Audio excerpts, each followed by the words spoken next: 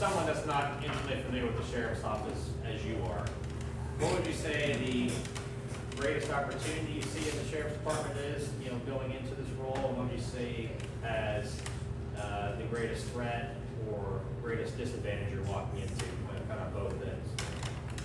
I think start with, we are still recovering from post-COVID.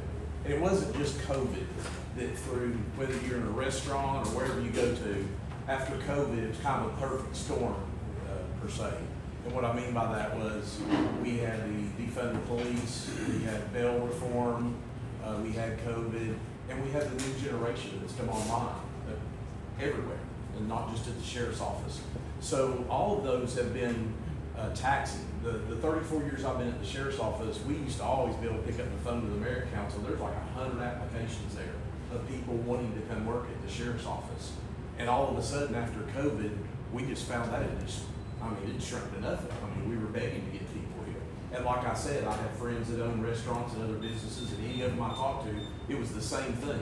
They too were struggling.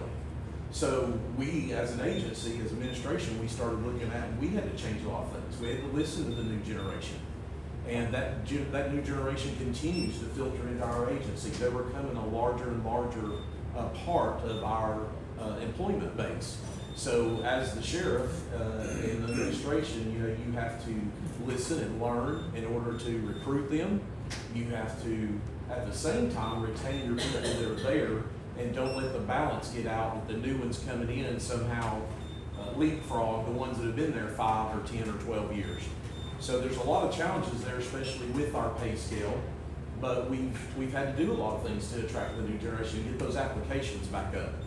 We went for, it was very important, a lot of the young men coming in that we were recruiting, they wanted to be able to wear beards with their uniforms. It was huge, more than you would probably imagine.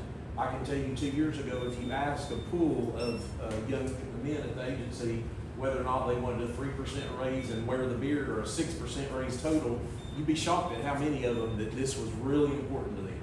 And so while that may be different for me at my age, I do like wearing it, but I also knew when I came to work here, it was a paramilitary organization. So if my sheriff now told me to shave it off tomorrow, I would.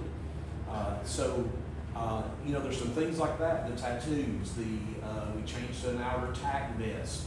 We listened that they wanted ball caps for when they were out in inclement weather, which skin cancer is a serious thing. I can go down all these lists of those are the challenges when you're the CEO or the sheriff or the sheriff's office. First of all, it's your men and women. You're there to serve, train them, provide the vision for the agency, and make sure that they have the equipment to do the job to come out there and protect you as the citizens of Knox County. So that's a pretty tall order in itself. And then you start adding in the other responsibilities of the sheriff. The Roger D. Wilson Detention Facility, it's out in East Knoxville. A lot of citizens, what you see on a day-to-day basis is the cruisers running up and down are our men and women in uniform. There's a small city out there. That is a huge financial responsibility for the sheriff. It's a huge financial responsibility for Knox County. It has to be managed. You have to look for, in the next year and a half, we're going to have a lot of repairs that are going to have to be done at the detention facilities. And those are not wish lists. That is what, in order to keep our certifications about maintaining a correction facility that we're graded on and that we're checked numerous times throughout the year, we don't have a choice in those things. We've got an elevator that's been band-aided back together. Well, ADA policy said we will have an elevator in that facility. It's not a wish list. It's $150,000 right off the bat just to fix our elevator. So, we spent $880,000 last year because we had to dig up the whole commercial kitchen in the detention facility because the pipes have gone bad under them. And guess what? Those pipes are in another place throughout the facility. So we're gonna have some challenges with that. And as the sheriff, here again, you have to accept all that responsibility. And so when you're preparing a budget, you're working with commission and the mayor, and we're all coming out of the same pot, you've got to look at those long-term projects along with while you're trying to get your men and women competitive wages and a promotional scale that they all know they can count on as their career progresses. So there's a lot of factors there that's going on. Our third biggest one is the way Knox County is changing now. The way we are growing. The law enforcement has to be part of that conversation. Your sheriff has to be willing and able to build relationships and with both commission and other people that are doing, the leaders that are doing our infrastructure in Knox County. Because law enforcement, the sheriff has to keep stepping his foot in and go, hey, if you're gonna build 4,000 more homes next year, don't forget, when you call 911, you want us to come, just like Kimberly said. You know, there's gotta be provisions for what you want to keep your community safe. So I see that as a big role as the sheriff. He's going to have to, while he's being the CEO of the sheriff's office and taking care of the men and women and all the hard decisions and financial things that come along with it, you've also got your obligation to the people who put you in that seat. That's the difference between a sheriff and a police chief. The chief of police, is appointed by the city mayor. So he or she gets a lot of their direction from there. But with us sheriffs, we're elected, so we answer to you as the citizens. So it gives a little bit of a mind approach of how things work as far as how the agency plays out. Our budget is $114,600,000, and the schools are $770 million. So that's a huge chunk of the 1.1 or right at 1.2 billion that we're doing now here in Knox County. But $93 million out of that $114 million is just salaries and benefits for the men and women in the sheriff's office.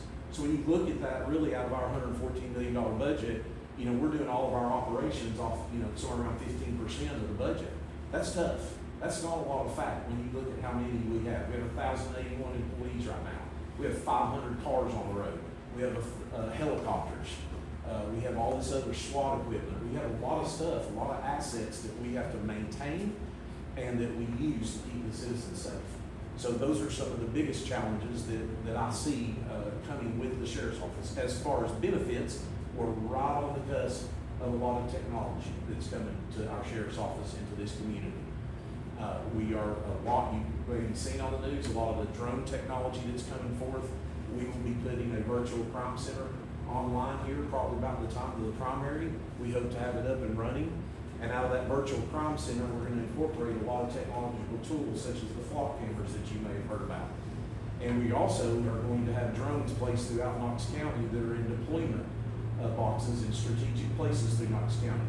So if you're at your house and there's an officer down here working a wreck with injury, and you look out and there's a strange person sitting in your driveway or knocking on your door and you call 911, what we will be able to do is theoretically have that pilot that's sitting in the virtual crime center, he or she will launch that drone that's nearest to you, and it should be with you within 2 minutes will be the average response time of the way they'll be strategically placed through the county. That drone will fly to your house or your business where you've called 911, and it will have a pre-look. And it will look, if that vehicle's gone now, or if that person's gone, then that'll be, obviously we will have straight communication with dispatch so they can downgrade that call or change that call whatever way necessary. If there's somebody that's walking around the back of your house now and it's the same description, then obviously we need to upgrade that call and pull an officer from somewhere else, even from another zone, to make sure they get there to make you safe. So we've got a lot of technological stuff that's really on board, and the new generation coming in. Did I cover all of it? Yeah, that was fantastic. All right. Thank you. Any other questions?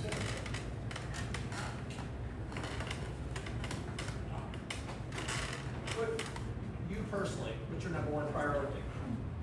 Inside the agency is a defined career path for the men and women in the inside of it. First, reassessment of our deployment strategy, not only because we're changing administrations, that should be done, in my opinion, every time you change administration, but second of all, we need to look, because our numbers are now coming up to our pre-COVID. We're getting back towards our 1,200 mark, and we've gotten down as low as the high 800s. So now that we're back to that, getting close to full capacity, less than 100, then we need to reassess. We need to see what some of the proactive programs that we had before and some new ones that we can do to start putting that manpower in those places for that. So one of the big ones is I want a quick response team for the schools. I want to make sure what Sheriff Spangerling started, we're close. I think we're 10 away from having an officer in each school. I want to get that number, is one to each one of them. And second of all, the quick response team would use our highly trained SWAT team members who have more, their ballistic equipment is much more advanced than what our normal officers are, and they're highly trained even more so than our men and women. So I wanted to have them available in a small task force that can respond to any threat or serious incident at a school. And we'll start off with that as we reassess, at least trying to do that Monday through Friday with that team, and then adjust that as we go on. The defined career path is mostly for retention and recruitment. And what I mean by that is, unfortunately, I am one of the people that's still on the UOP, the small group of us left that had a pension, and now we've lost that at the sheriff's office. So this is a big plus for us, both for retention and that. And what that would be is basically set up a new scale that if you just took an average 25-year lifespan there at the sheriff's office and you broke it down and said, okay, over 5 years, as long as you don't have any serious disciplinary actions, then you're going to be eligible to move up to the next, whatever you want to call it. The city calls it PO1, PO2. We can call it whatever we want. But that gives the stability to the men and the women of a goal to shoot for, because not all officers necessarily, in my 34 years, a lot of them have been forced to put on a shirt and tie and go to detectives when really all they wanted to do was answer calls out there. They enjoyed serving the public, but they wanted to provide for their family and have additional goals in their life and have a better house or whatever they want to spend their money on. And so the only way they could do that sometimes is give up their passion and go to be a detective. So they got almost $10,000 raise. And so that causes competitive problems within the agency. It would take that away. It would also, I'll be speaking to some of the commissioners, because it would make it easier for them budget-wise, because literally our chief financial officer, who does a wonderful job, she could print out that report every year and say, okay, I've got 87 people that are going to the next level this year. They're going to get their 5-year mark. And so they can take that, transfer it, okay, that's this money, now that's in the budget. There's no ands or ifs, there's no, hey, we didn't have a good sales tax year last year. We do that first to retain our employees. Then we'll talk about what does everybody else get in the county as a raise that year. I think that will be huge for retention and morale, and it gives them a defined career path they know they can count on. And along with that, and some school assistance things that the county offers and that we can bring forward, we're never going to compete with things like Oak Ridge. My son left here as a deputy, and he went to Oak Ridge. We can't touch that money. We've probably got 25 deputies out there in Oak Ridge now, at the plants, at the different plants.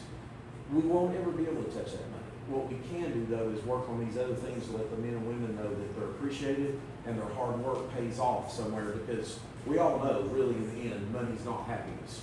But you've got to feel respected in what you do there at your agency. So when it comes down to that $20,000, $25,000 disparity, you go, you know what? I'm gonna stick it out. This is my home. This is where I want to be. That's really probably the main things right off the bat that I want to be able to tackle for the men and women in the sheriff's office, because that translates to us serving you all in the public. And then the infrastructure is outside. Any other questions? Yes, ma'am. Because I don't know, how long were you on patrol? Just under a year. Okay. I really hated it. That was my main passion I went there for. And maybe when I'm sitting in my rocking chair, I'll reach back and wish I can. But I'm still fortunate enough in all my positions. I've been to hundreds and probably thousands of different calls on patrol with other officers backing them up and everything. But I was there less than a year when Sheriff Hutchison asked me to be the first agency fleet manager because of my knowledge of cars. So that's where I got started on that side and where I learned a lot about the agency. Anything else? Any other questions? All right, thank you. Thank you all for